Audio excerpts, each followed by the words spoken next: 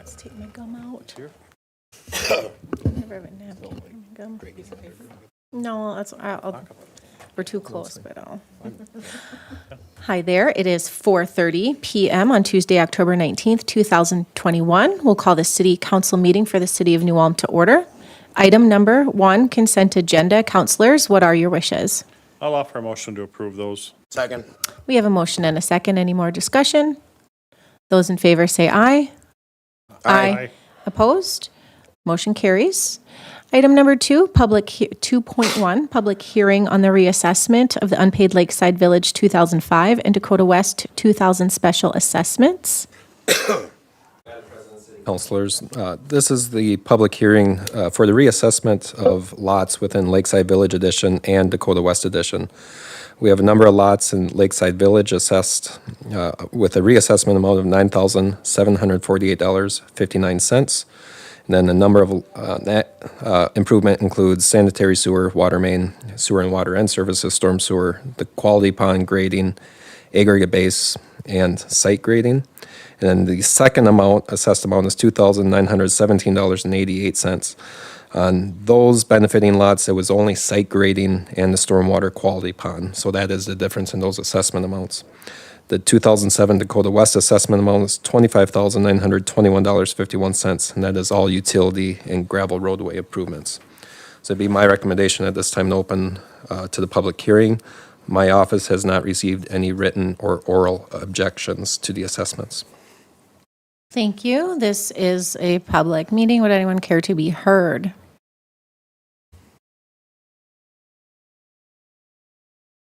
I mean, it looks like nobody's going to get up to the mic and speak. I'm going to offer the resolution, waive the reading, closing the public hearing, and adopting the final assessment rolls for the Lakeside Village Edition 2005 improvement payable over a 10-year period with a 5.5 simple interest charge on the unpaid balance, and adopting the final assessment rolls for the Dakota West Edition 2007 improvements payable over a 10-year period along with a 6.0 simple interest charge on the unpaid balance. Should we read the items 1 and 2 into the record or not? The actual legals? I think you should.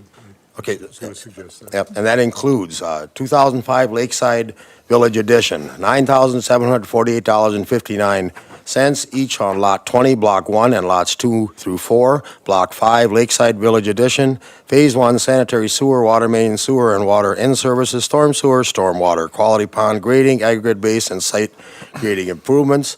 Item B, $2,917.88 on each lots 1 through 6 and lots 21 through 28, Block 1, Lakeside Village Edition, Phase 2, site grading and stormwater quality pond only. Item 2, 2007 Dakota West Edition, $25,921.51 on Lot 2, Block 1, Dakota West Edition, utility and gravel roadway improvements to serve the subdivision. I'll second the motion. Thank you. We have a motion and a second. Any other discussion? My only question is, and I asked Joe, the simple interest of 5.5% and 6 seems like it keeps going up every year. Can you just talk about that a little bit?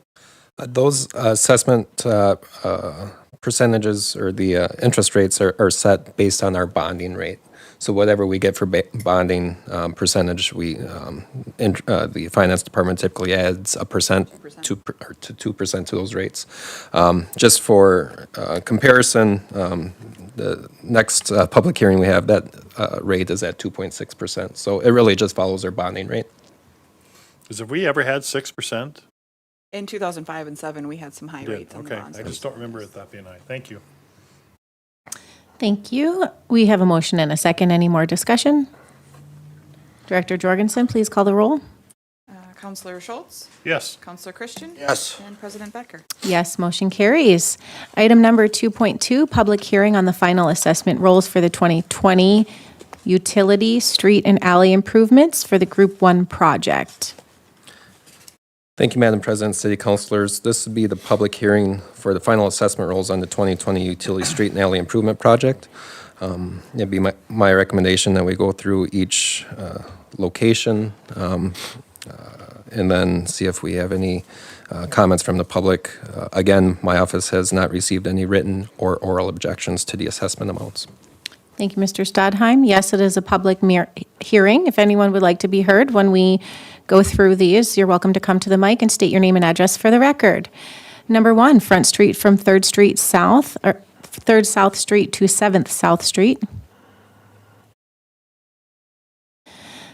2nd North Street from State Street to Franklin Street. Palmer Avenue from Highway 14 to 150 feet south. Front Street from 1st North Street to 3rd North Street. Stormwater treatment pond in Oak Bluffs 4th Edition. Concrete sidewalk and ADA improvements. And number 7, Oak Street right-of-way from Oak Street to Raymond Drive. Well, we knew we couldn't get all the way through them without some comments, right? Right. So I've had many phone calls and emails, text messages on this area that we continue to have a lot of discussion about. Primarily the discussion and the frustration from some of the homeowners that live up there has to do with the one unbuildable lot. And the homeowners feel that it's really unfair that they feel like they're getting assessed that for that parcel. And if you break it all down, it just is not a fair amount because they're picking up that portion. And I understand there's a good answer to that, and we'll get that shortly. The other concern that I have, that some of the folks have, is one of the properties up there that once this is developed, they'll be closing that opening to Oak Street, and then everybody will go the other direction off to Highland, and the one person's property will then have basically a tarred, nice new driveway. And some of the neighbors in that area feel that that individual homeowner is gaining a lot more property value than the rest. And so again, that's the basic, and none of them are, they're good neighbors. It's a nice area up there. They got nice homes, but they just feel that it's unfair. And that's the phone calls and the frustration that they have. They're not going to be upset no matter what the decision's made. They're just frustrated and they want it to be fair. So with that, I've talked with Joe a little bit and he's going to talk a little bit more. Sure. So I'll turn it to you. Madam President, City Councilors, Councilor Schultz, kind of a two-part thing. I'll address the unbillable lot first. If we were to assess that lot, typically we don't assess unbillable lots as it's not really a benefit to that parcel. If we were to assess that parcel particularly, it would reduce the city's contribution on this project. For the council's information, the total project cost for this improvement was $16,140.45.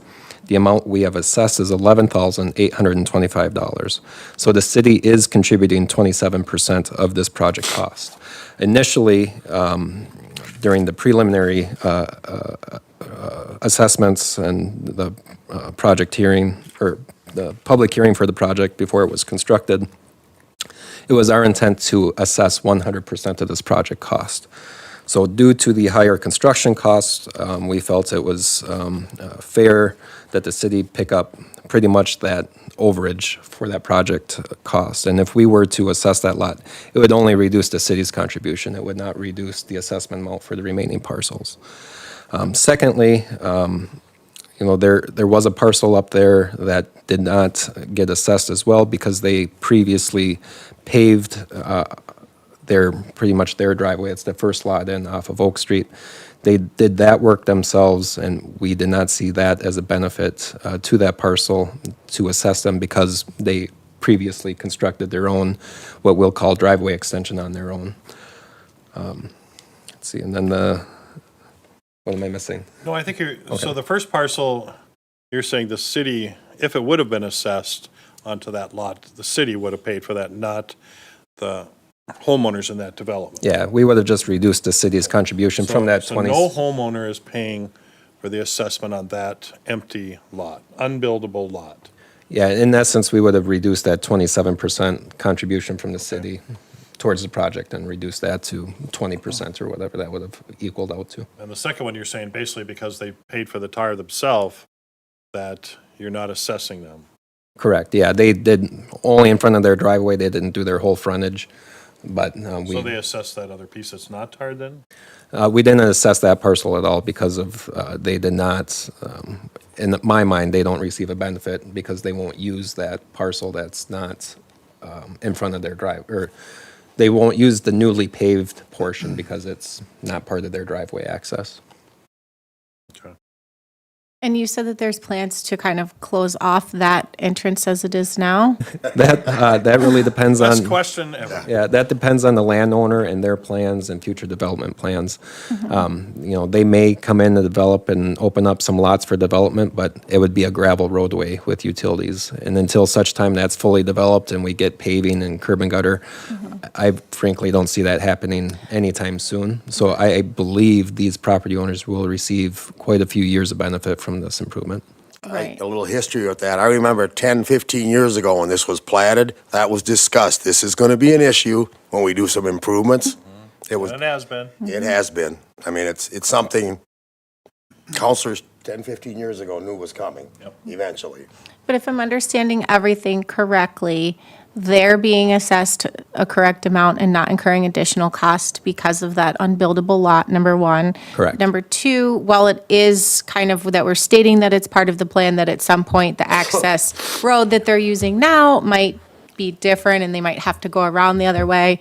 It's not something that you're foreseeing in the immediate future? No, if I had to That they guess, will we're- get some good use out of that and not be rolling in and out that dirt and in the winter, and having that get all over Yep, their I- you know, driveways and there- garages. There may be some lot development in the next few years, but Mm-hmm. like I said, it would be gravel. I don't think the developer has any intent to do the complete roadway improvements and build that out. So I would see, like I previously stated, that there'll be many years of benefit from this. Down the road. Yep. Unless you've talked to some of these people, I mean, do you feel like that this explanation would make sense to I'm them? gonna like the fact of the unbuildable lot when they hear that explanation. I think they're still gonna be a little frustrated about, some of them will be, because I think even though the city says that's, part of that is they get no benefit out of that other, they're gonna think that there's still some benefit there. That they still get Right. some benefit, even though it's probably pretty small. But they paid for that entire tarred area. That certainly was not cheap. How much did that ran? That had to be. Total project cost was $16,000. I mean, that was quite an expense. So I think everybody they just wanted more explanation and wanted more information. And I said it's been a frustrating part of our, this ward in this area. And I think everybody assumed it was going to build and it was going to grow, and this wouldn't have been an issue because they would have closed it off and it would have developed, and then everybody would have entered off a Highland. And that's what everybody assumed was going to happen. It just hasn't happened. And is it that these citizens are anxious to have that other access way as well, or are they No, not really. just, okay?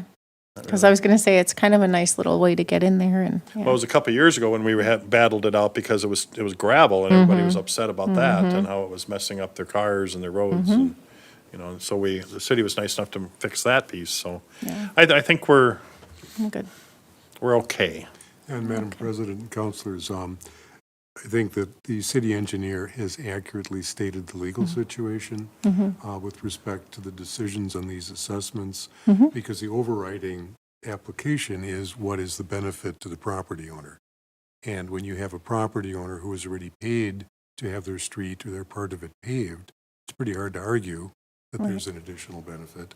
And when there's an unbuildable lot, that's something I think that's appropriate in the way we've handled it as well. So I think we're on solid legal footing with the decisions that have been made. Well, and some people would argue, is any lot ever really undevelopable? I mean, with a certain amount of money, you could probably, it would be horrifically expensive, but you probably could build something there. But anyway, I'm going to go ahead and offer a motion because there's a conflict of interest on item number 1. I'm going to go ahead and offer a motion to approve items 2 through 7 first. So I'm going to offer a resolution to waive the reading, closing the public hearing and adopting the final assessment rolls for the 2020 utility street and alley improvements Group 1 project payable over a 10-year period, along with 2.6% simple interest charge on the unpaid balance. Second. Okay, we have a motion and a second. Any more discussion? And Madam President, the reason Counselor Schultz is doing it, the next one I'll be abstaining from, including Front Street from 3rd South Street to 7th South, because that's on my dwelling, my property. Thank you. So for items 2 through 7, we do have a motion and a second. Any more discussion? Director Jorgensen, please call the roll. Counselor Schultz? Yes. Counselor Christian? Yes. President Becker? Yes, motion carries. I'll offer a motion to approve the, let me read it here correctly. I'll offer the resolution, waive the reading, closing the public hearing, and adopting the final assessment rules for the 2020 street, utility, and alley improvements, Group 1 project payable over a 10-year period, along with a 2.6% simple interest on the unpaid balance on item number 1. I'll second. There is a motion and a second. Any more discussion? Director Jorgensen, please call the roll. Counselor Schultz? Yes. And President Becker? Yes, that motion is carried.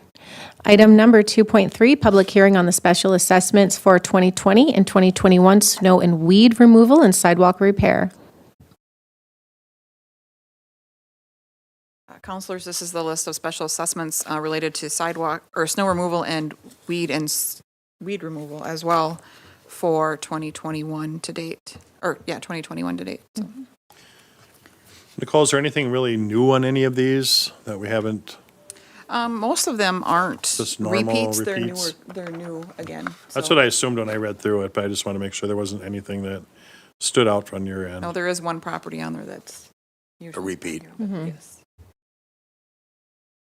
Being there's nobody out there, I'll offer the resolution, waive the reading, establishing the special assessments for the 2020-2021 snow weed removal and sidewalk repair charges. Second. We have a motion and a second. Any more discussion? Director Jorgensen, please call the roll. Counselor Schultz? Yes. Counselor Christian? Yes. President Becker? Yes, motion carries. Item number 3.1, temporary on-sale liquor permit for Alyssa Larson. I'll offer the motion as stated. Second. We do have a motion and a second. Any more discussion? This is for November 6th, that's 600 North German Street, and it's subject to all city and state requirements. Thank you. Any more discussion? Those in favor say aye. Aye. Opposed? Motion is carried. Item number 4.1, reports from counselors. A summary of business conducted during board and commission meetings. I have none on my end this time. No HPC meeting was held this month, and I have a lengthy report to read from the Park and Rec. We'll get to that. All right, wonderful. Thank you for those updates. Item number 5.1, yield sign. Actually, this would be a stop sign recommendation from the Safety Commission. Thank you, Madam President. City Councilors, apologies for the error in the action form, but yes, it should be a stop sign recommendation from the Safety Commission. The Safety Commission considered this request at their October 7th meeting. The commission was split on with a 3-1 vote on this item. We had a request from a resident who lives in the neighborhood for a stop sign or a yield sign on the west side of the intersection of 19th North Street and Franklin Street. His request identified traffic that is eastbound from Jefferson Street towards the intersection is traveling at high rates of speed. And with the home on the southwest corner, some of the landscaping is causing sightline issues at this location. There was quite a bit of discussion at the Safety Commission meeting about this request. Ultimately, the commission voted to install a stop sign at the location due to a stop sign being on the other side of the intersection near the Brown County License Bureau. Again, it was a 3-1 vote, but a lot of discussion by the commission, but in the end, they recommended their approval. So I would be happy to answer any questions you may have. What was the argument of the dissenting voter? Didn't it feel like there was enough sightline issues to warrant the installation? Thank you. And as far as from a traffic count standpoint, it's not warranted due to very low traffic volumes at this on 19th North Street. And Roger, with with us moving from a yield sign to a stop sign, is there any issues with that? It is in the report. None Okay, whatsoever. thank you. That's your discretion. So 18th Street has a yield sign, not a stop sign. It's a stop sign at the lights, so on the northeast corner of that intersection, there's a stop sign on 19th North westbound, existing stop sign there. Right, but if you go a block down here, that's a yield sign. Right here, or right here, I know for sure. Because we didn't expand what the commission looked at. So did they talk about the fact that, we now have a water park there, or not a water park, the Splash splash pad, pad, which is a lot of traffic on those hot days, and the baseball field, but they usually exit the other direction, but there are some cars that park on the street up there. So who brought this to the Safety Commission and why? It was Mark Chester, who lives in the area, submitted. Just worried about fast traffic? Yep. And there is a daycare facility that is to the north, adjacent to Highway 14. Right by the License Yep, Bureau. yep, Yeah. across And the the License alley. Bureau can bring in some traffic Yep. too. Yeah, and it was stated that the daycare does, use that park frequently. So it would help those kids safely cross. The daycare does do a good job of making sure the kids are safely crossing, but it'd add another layer at that location. And then in the inquiry information that he sent, he said, he did state that he's had several near misses and he uses this intersection every day heading to work, that vehicles don't always slow down or stop there. What does a mayor think? I ride my bicycle there, and it's crazy, the traffic coming down that little hill. It's not a little hill, actually. Try to go up it yeah. on the bicycle. It's a big hill. Because you're up on Jefferson, then you come down. Yeah. And while there's not a lot of traffic, it is hard to see there. Question for the city engineers. Give me the reasoning, yield sign, stop sign. Originally, They know what people do with yield signs. yep, it was. They mean nothing. Come on. Yield signs are applicable in situations where there are sightline issues on a low-volume road. Okay. So that was my original suggestion to the commission, but after they discussed it with the stop sign being on the other side of the intersection, they felt it'd be more appropriate to mirror that, so it'd be a two-way stop at that four-lake intersection, so you don't have that conflicting Okay. control. You wouldn't want to yield there. Yeah, yeah. I guess I'm okay with that.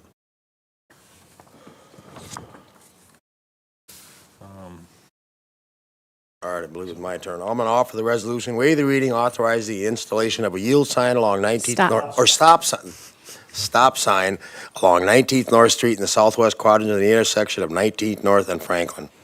Second. We have a motion and a second. Any more discussion? Director Jorgensen, please call the roll. Counselor Schultz? Yes. Counselor Christian? Yes. President Becker? Yes, motion carries. Item number 5.2, permits parking stall recommendation from the Safety Commission. Madam President, City Councilors, Safety Commission also considered this request at their October 7th meeting.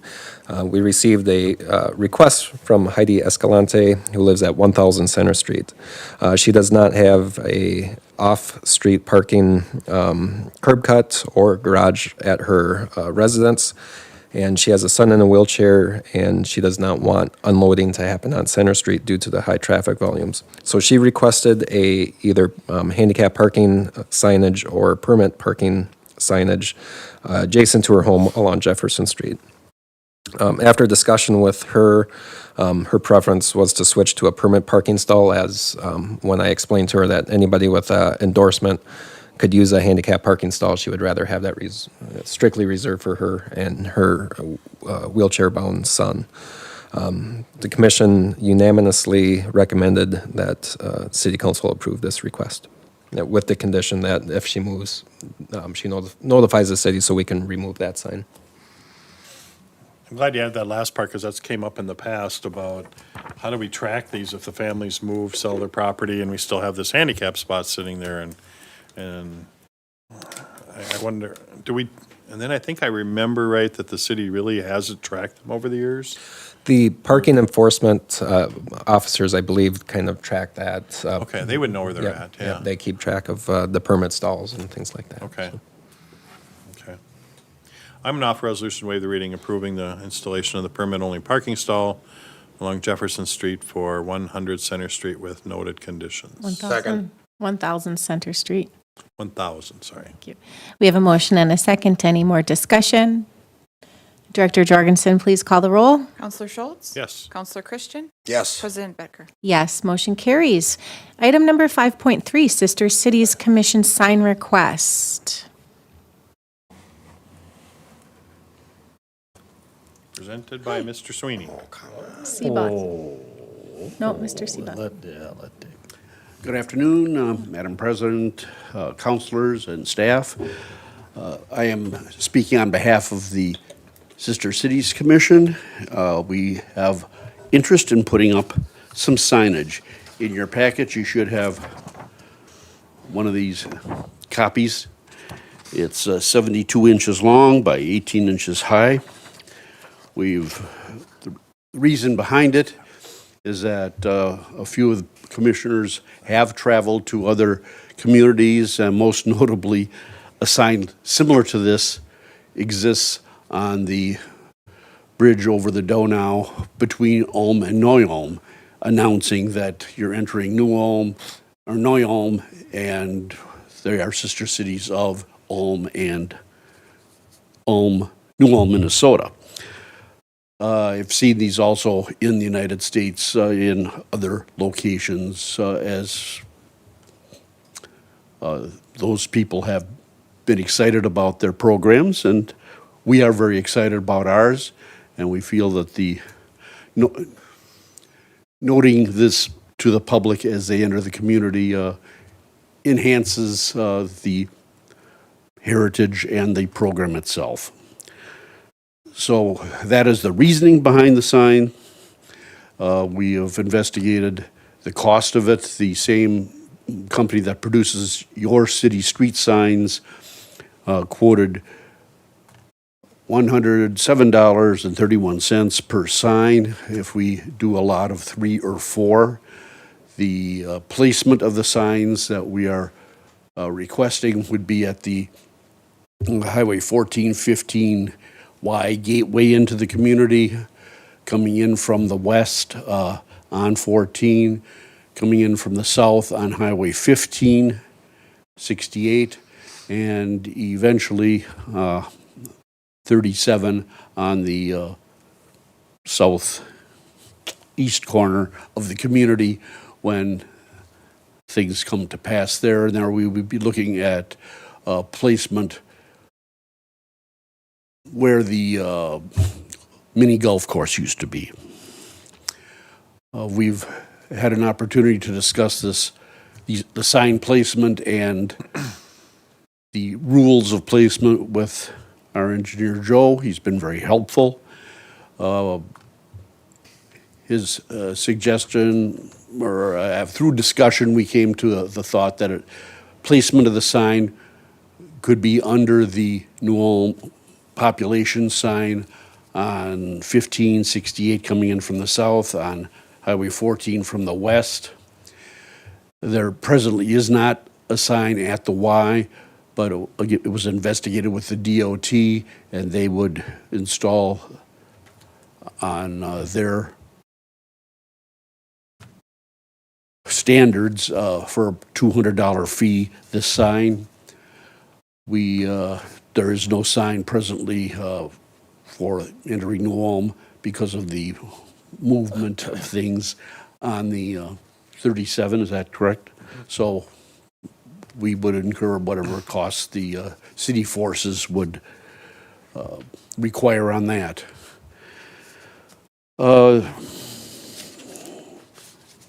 Like all things, there are some challenges, and we've noted that coming in from the south on 68 and 15, there are some smaller signs on the same posts that hold up the New Ulm sign that would need to be removed and placed elsewhere in the community. The city engineer suggests that because of the size of this particular sign and the need for 2 standards, that do take place. I believe these signs are the City of Trees, and one of them is a bicycle-friendly community, and the third one does escape me. All of those could be placed on light pole standards in the immediate area so that they would have their appropriate recognition. We have not talked to the groups that sponsored those signs initially, so I really can't tell you that it's a slam dunk. But that is our proposal. We would like to use the funds within our budget to handle the purchase of the signs and the installation fees connected with them. Are there any questions? Just a couple. I know one of them is the DARE sign, and we don't have the DARE program in New Ulm anymore. We haven't for a number of years, so that sign certainly could come down.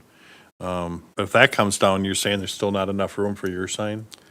Our sign needs to be on both standards, where these other ones are just on one pole.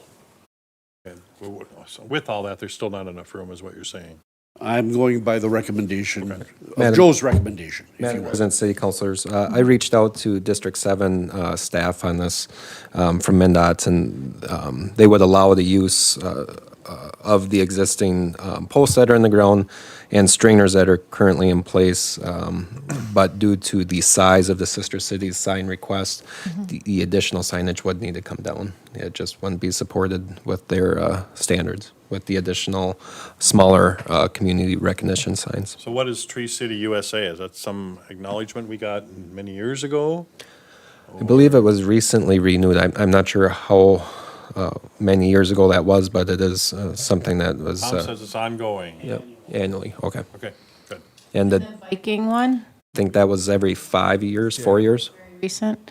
Are all the signs coming into the city that where these would be placed? Are these all the same size? So we could order like 6 of one size sign, or are these gonna have to be They're all the different? same size, and they would all be the same color and have the same verbiage on them. Right. So it would be consistent, announcing that they're entering a community that has But this great partnership. All of our signs coming in are all the same size, correct?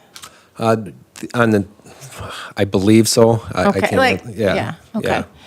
But we would essentially be bumping some of the other signage. Yeah, and Madam President, I just have a question. It's not clear to me from the way the item is presented in the agenda.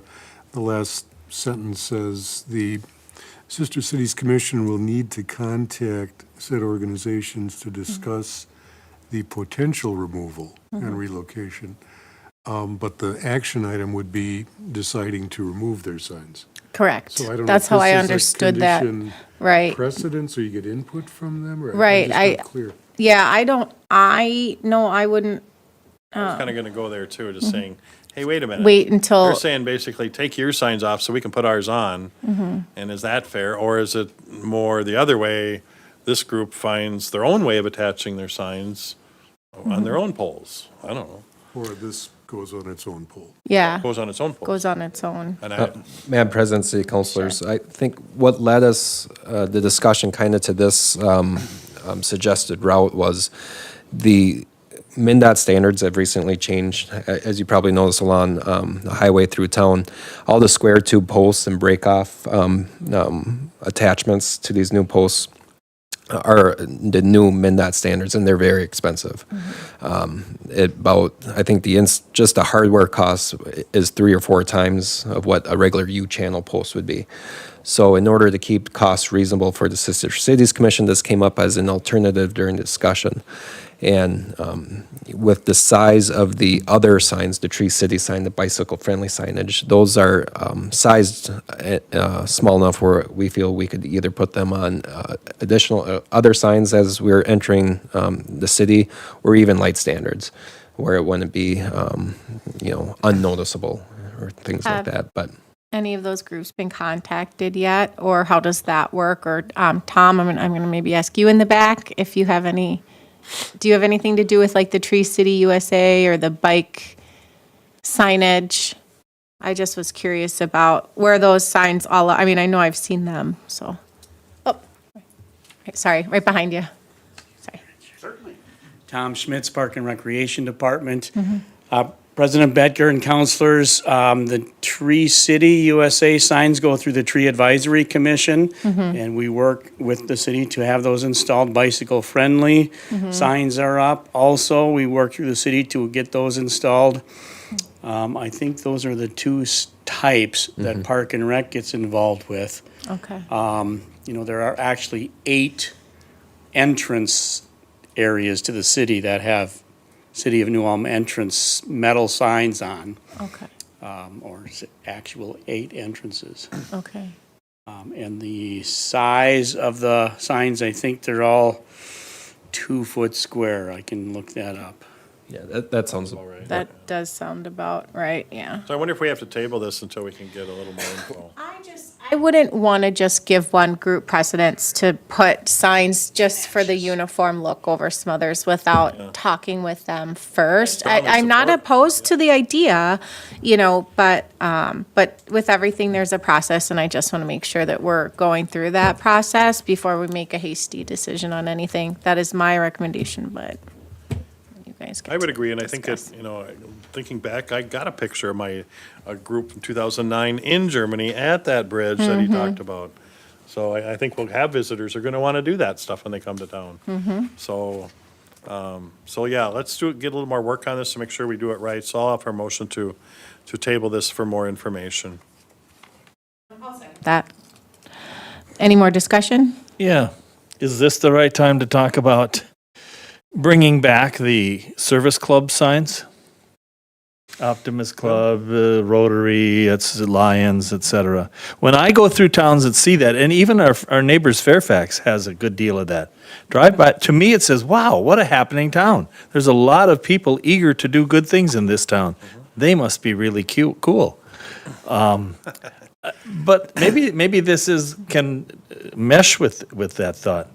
We put up Tree City, we put up a Lions Club, we put on one placard. But we can't really vote on that this evening. No. I mean, that's not on the agenda. Yeah. No, but I think I- you got something there that, I was on the commission that did the welcoming signs, and at that point, we said nothing will be attached to these particular signs. Not that we can't add stuff next to it or on whatever, but not attached to those specific signs. So maybe you're right. Maybe it is time that we take a look at if some of those groups, would they want to come back, and do we create more of a billboard, or maybe that's not the correct word, but a large enough. I think we'd have a lot on there. That's the thing. Is it going to be overwhelming people when they come to town? Like, whoa, that's great. But I just would want That to was the see how many discussion- groups we have because 13, 14 years ago it was too much back then. And that was why we decided not to put those, because they were attached to the old welcome signs, as you recall. And there's actually room on these new signs, but we're like, no, we really were adamant, the committee was anyway, not to attach anything to those welcome signs. But I think it's worth discussing. There's a lot of worthy groups that do a lot of things. so the mayor's going to head up that committee? I'll talk to the groups. We just had the insert, a month or so ago, in the Journal about service clubs. And I know most everybody, at least somebody in each of those clubs. I'll ask them. Madam President, State Councilors, one thing to note, that any sign of that nature would need to be approved by MnDOT if we're going to do it along the state highway system. And, Long state highway, they have to say yes. yep, and I'm not sure if they would necessarily be on board with that, but we could do it on our other locally owned entrances. And is So- there any have before, county? Ooh, 6 Maybe maybe? Lions, Rotary, Sertoma. yeah, 4 or 5 maybe? Yeah, maybe even Remember, 6, but I have a picture of the old sign, the old Welcome to New Ulm sign. I'll Yeah. look. Well, we do have a motion and a second on the table, here to table item number 5.3, pending more information. Any more discussion? Those in favor say aye. Aye. Opposed? That motion is We'll get her carried. done. We'll get her done, Dick. Thank you, Dick. Okay, so I- my question, Madam President, is that I work with Joe on contacting these groups because I don't know that there's a bicycle group in town. I don't know that there's a tree. Right. That's what we're going to do over the next couple of weeks, and then we'll get that information and come back to you. Very fine. Thank you. Thank you. Item number 6.1, hardship deferral for the 2022 installment due for 2020 USA Improvement. President, councilors, this is just a request from a citizen to have their assessment amount deferred. This is for the assessments that you just approved earlier this evening. They meet all of the requirements. I would recommend going ahead with the deferral. Thank you, Nicole. My turn here. Your turn. I'll offer the resolution, waive the reading, approving the hardship deferral for the 2022 installment due of $472.32 for the 2020 USA Improvement charges for their property owner at 516 South Front Street, New Ulm, legally described as Lot 5, Block 5, south of Center. I'll second. We have a motion and a second. Any more discussion? Director Jorgensen, please call the roll. Counselor Schultz? Yes. Counselor Christian? Yes. President Bettker? Yes, motion carries. Item number 6.2, City Charter Commission convene to meet. Mr. Hippert? Oh, thank you. Over the course of probably the last year, there have been a number of issues that I think city staff has become cognizant of. Some of it is internal, others have been raised by citizens, where we felt it was a legitimate time for the Charter Commission to be reconvened to take a look at these. And the way it works under state statute, there's a number of ways that the commission could take action on our charter. It can be through an ordinance passed by the council, by a vote of a sufficient number of voters, or on their own initiative. They're supposed to meet annually anyway. They have not met for a while. The commission is in place. We have the chief judge of the district has appointed the necessary members. And so if the council would be in agreement, I think it would be the action just to pass a resolution requesting that the commission reconvene and consider at least the 3 items that are noted. They're free to consider whatever else they might think would be appropriate. But if you were to take that action, staff will then reach out, will coordinate the time, and get the regular meetings set up so we can get going on this stuff. Madam President, I'm fine with opening this up. If I remember correctly, I'm the chair, am I not? It's either you or Ms. Heine, I'm not sure who was the chair. I think I chaired the last, anyway, it doesn't matter. Have we lost any members that have either left town or? Sue Kimmel's gone. Okay. Anybody else? So would we need to have that person replaced? Well, if she is no longer the New Ulm resident, yes, we would. Otherwise, the members that I have would be you, Counselor Schultz, Counselor Christian, Bill Swan, Linda Heine, Sue Kimmel, Mike Wise, Dr. Brownfield, Dwayne Hansel, and Mike Rick still in town? Jensen. Okay.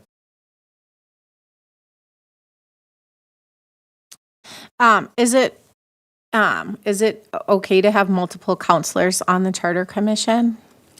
Well, that's the decision. Decision that we make, and I think the decision last time was to have at least 2 commissioners on there to, our counselors to help explain the discussions when it comes back to us for a full vote. And in my memory's right, it has to be unanimous vote by the counselors.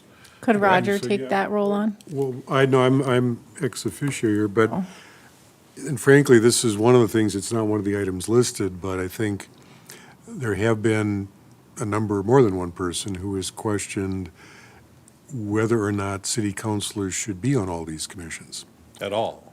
Yes, because, the multiple commissions that we have, because of the fact that I think other non-council members of the commissions, rightly or wrongly, have the feeling that, why are we even bothering? Because you're the city councilor, you're going to do what you're going to do. Council ultimately is going to rule on this, so why am I wasting my time being here?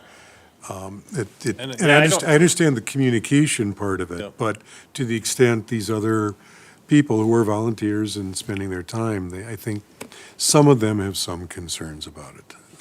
Well, and And maybe because I am a city councilor, I didn't hear that. I thought we had a wonderful group that had really good discussions, because we changed how law enforcement was set up at one point. We made some pretty major changes. Counsel, I don't think it's the Charter Commission. I think it may be other commissions that there are city councilors on. It's not this one. I haven't heard anything No. from any of the members on this Oh, one. okay, all right. But, I Talking mean, like Planning Commission, HBC. Oh, that Park and discussion, Rec.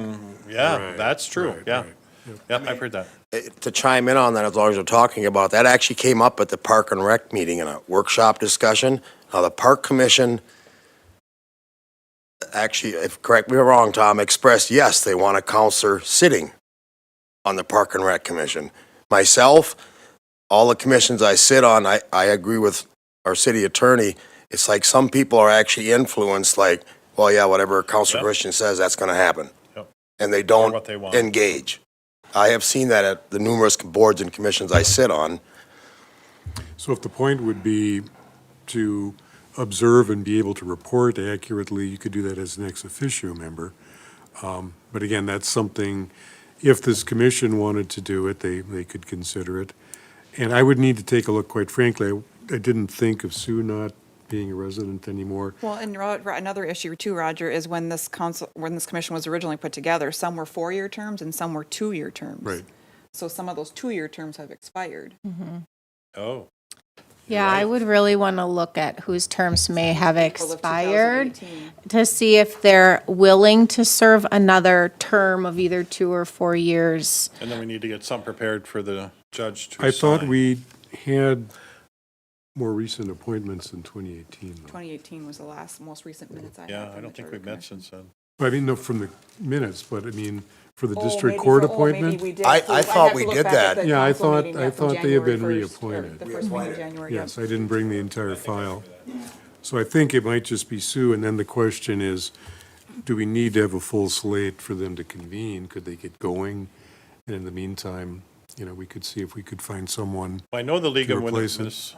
League of Women Voters really would like us to, and they have contacted me in the past about meeting and especially addressing item number 1 that's on here. But again, there's always that discussion of once you open the charter, you open the charter. And everything in the charter is up for discussion. Anybody on that charter can bring up anything that's in the charter for discussion and recommended change back to the city council. That's correct. But again, I was so impressed with that last group. We did good work. We had good discussions.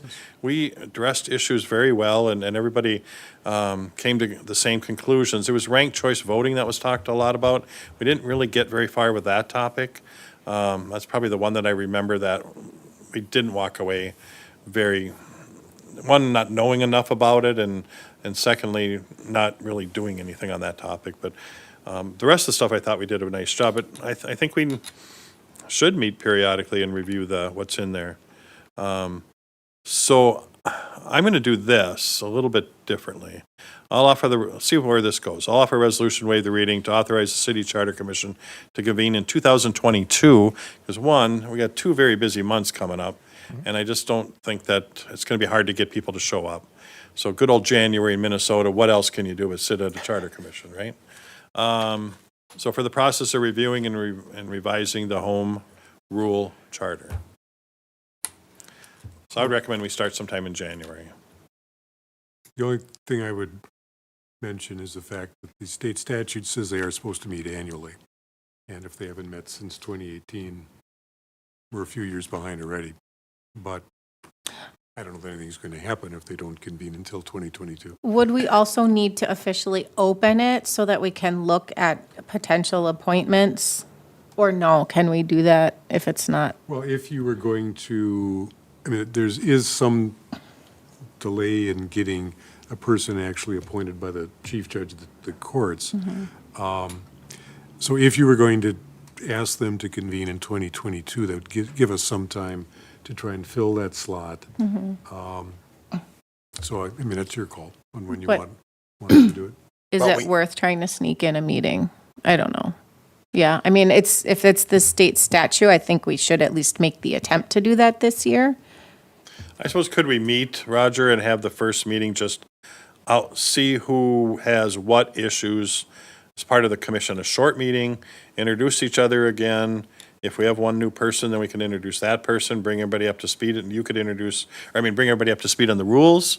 And what are who's got what topics, and maybe they could be submitted early to you or to whoever, so they get on the agenda. These are the ones they want to talk about, maybe not necessarily change, but have a discussion Well, I about. think that's a good idea. Then they could at least start thinking themselves. Right. If there were some other, maybe other people in the community have approached them. And they probably about have, because I something. know the league is pretty adamant on item number 1 and is approaching people on that, so. So if I we think meet like if that, you were to amend the motion to just Convene in request that 2021. they convene in 2021, and from there, they'll schedule their own meetings. and if take it from there. possible, yeah, I can amend my motion, we haven't seconded it yet, so. To convene in 2020, late 2021. Late, Late. What do you want, December 30th, Les? or- December 31st. Okay, second. No, don't put, No, no date, sorry. And you'll second Second, that? yes. Okay. So we do have a motion and a second. Any more discussion? No, I just was looking over all of the terms, and it doesn't appear that anyone has any expired terms. Hopefully, all those who are able are willing to continue to serve, and that's my only I comment. think this was set up as a resolution, waive the reading. so- Yes. Yeah, I'll offer the resolution, waive the reading, sorry. second. We have a motion and a second. Any additional discussion? Director Jorgensen, please call the roll. Counselor Schultz? Yes. Counselor Christian? Yes. And President Becker? Yes, motion carries. Item number 6.3, donation to the New Ulm Fire Department. I'll offer a resolution, waive the reading to accept a $200 donation from Christensen Farms. Second. We have a motion and a second. Any more discussion? Thank you letter will be sent by the fire chief. Perfect. Director Jorgensen, please call the roll. Counselor Schultz? Yes. Counselor Christian? Yes. And President Becker? Yes, motion carries. Item number 6.4, Park and Rec Deep breath. donations. Okay, again, the Park and Rec Commission had a good month. I'm going to offer the resolution, waive the reading, accept the donations offered to the city of New Ulm through the Park and Recreation Department as outlined. Okay, German Park Arbor Day tree donation, $120 from New Era. German Park Amphitheater shade structure, $4,500 from the New Ulm Area Foundation. $50 from Kathy Kulse. $500 from Samuel Arsers. $20 from Ken and Vicky Roloff. $1,000 from Clifford and Cheryl Vath. $100 from Dennis and Marge Frederickson. $25 from Shirley Goring. $100 from Dwayne and Naomi Stewart. $100 from Fred and Sandy Gares. $100 from Margaret D. Oswald. $20 from Dorothy Shopper. $100 from Tom and Linda Pustel. $100 from Neil and Linda Schmazel. $25 from Les and Everell Ringnell. German Park Paver Stones Improvements, $200 from Jolene and Jerry Ballbach, honoring Rod and Ginny Polk Mueller. $400 from Glenn Clausen, honoring Cheryl, Cheyenne, Laney, and Gage Clausen. German Park Veteran Square Development, $24,100 from Bruce Lombricht. Pollinator Park Improvements, $500 from Dr. Ann Vogel. Lincoln Park Eagle Scout Tree Plantings, $1,350 from the Optimist Club. Thank you letters will be sent by the mayor with a total value of $33,410 in cash. I will gladly second that. We have a motion and a second. Any more discussion? Thank you to all our Terry, donors. job security right there for you. Director Jorgensen, please call the roll. Counselor Schultz? Yes. Counselor Christian? Yes. President Becker? Yes, motion carries. With no additional business, I did have one closing comment that we were going to move into a closed session to evaluate the performance of City Manager Chris Dalton. This performance evaluation will be tabled, and with no other business, And primarily because we're short. We have primarily two. because we are short counselors today, and we want to make sure we have a full discussion, and with no other business, the meeting is adjourned.